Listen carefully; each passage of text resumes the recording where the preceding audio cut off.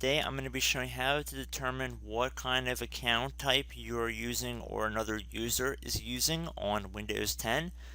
So there are two main types of user accounts. There is the standard user and the administrator.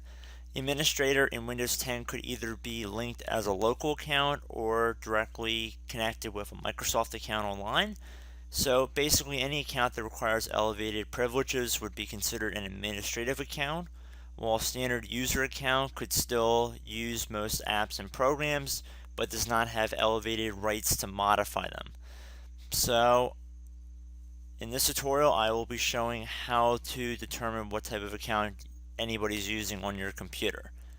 So this should be rather simple, and I'm going to perform what I believe to be the simplest method.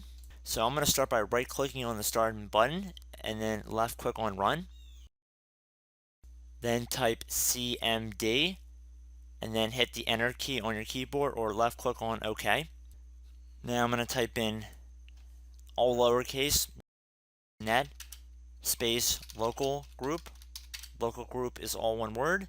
And then another space administrators. And then I'm going to hit Enter. So if we look underneath here, we can see the administrative account is computer. Any accounts that are not listed underneath here would be considered a standard user account. So pretty simple to follow. So I hope this tutorial helped you guys out, and I will see you in the next video. Goodbye.